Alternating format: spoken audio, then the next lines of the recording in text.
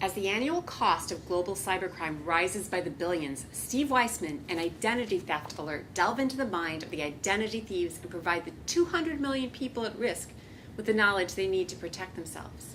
Steve Weisman, BA and JD, is one of the country's leading experts on scams and identity theft.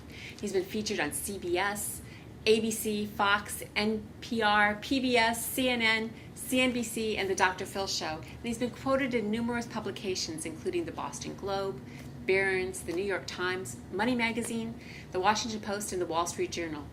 He founded the blog www.scamicide.com, where he provides the latest information about scams and identity theft.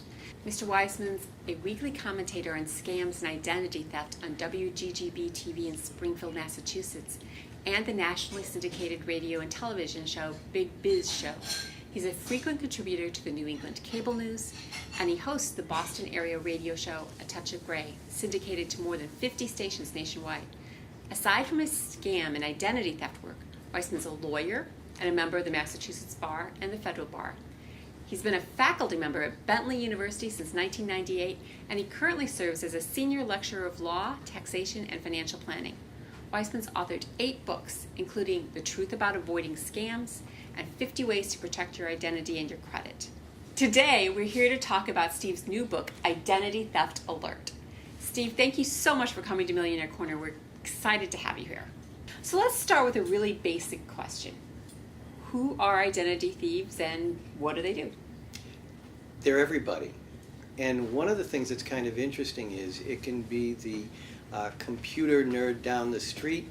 It can be a member of organized crime here in the United States. It can be someone in organized crime in a foreign country. It can be terrorist groups. Mm-hmm. Al-Qaeda has used identity theft. ISIS is making a real attempt at cyber warfare. So the unfortunate answer is it's everyone, and it's becoming broader in who can do it.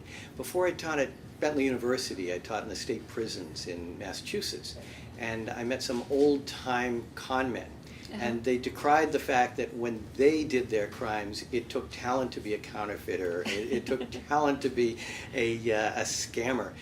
They were scam artists, the only criminals we call artists. But now they said anyone with a computer can be an identity thief from anywhere without any talent. Wow. And so don't we even sometimes blame like the Chinese government or companies that work for the Chinese government or whatever they are as being as being counterfeiters or identity thieves? We do, and legitimately so, because they are. Recently, the Justice Department is making a real effort, particularly at corporate espionage, which has been done more than attacks at our government per se. Mm-hmm. But the Chinese, either through the government sponsored or government tolerated, has been stealing secrets, corporate secrets, from not just American companies, but companies around the world. And although China denies this, they deny a lot of things. Yeah. And there were 5 hackers. We'll never put them on trial, but we know who did this, and we're attacking American companies, particularly in aerospace and the tech areas. Wow. So what is phishing? Phishing's a great question, because phishing, and with a PH, is a way of soliciting information by it's like you're thinking of you're fishing for information, but what you're doing is you're making it appear in the communication, whether it be an email, a text, or otherwise, that you are official. And so it may be something from your bank. It may be something from a particular company, including the company for whom you work. Mm-hmm. And yet what they're doing is they're gathering either your information, or they get you to click on a link for what apparently appears to be a legitimate purpose, and you end up downloading malware, perhaps a keystroke logging malware that'll steal everything from your computer, including your ability to get somewhere else. So take Target for instance. Target's hacking, they didn't hack Target directly. They went to one of their contractors, like the old TV show The Weakest Link. Uh-huh. They were the weak link, but these companies, and this was a company, an HVAC company that dealt with Target, they were able to get access into Target's computers and plant the malware because it came from a way unsuspected. But indeed, it was the contractor that fell for the phishing. One of the one of the kind of saddest ones with this, or a bit of a wry one, was years ago.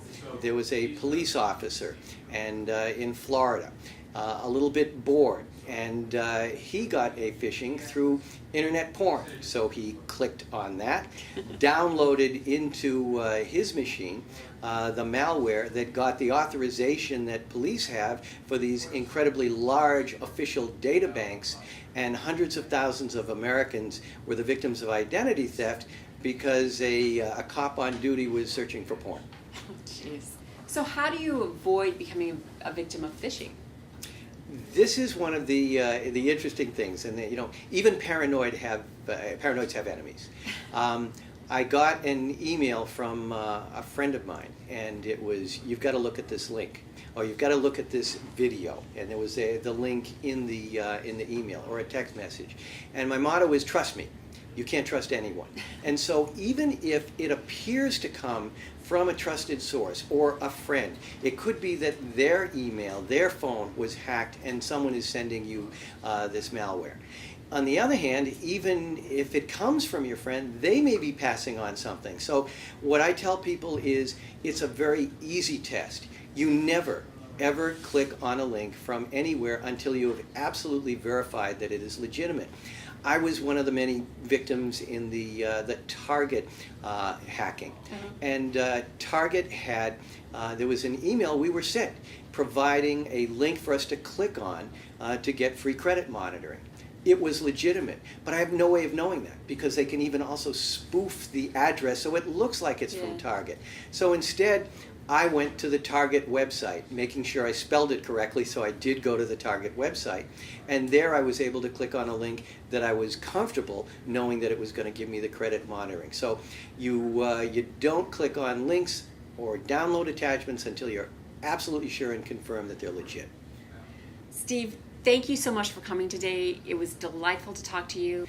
I encourage you all to read Identity Theft Alert. It's a great book, and go to scamicide.com. Thanks for watching.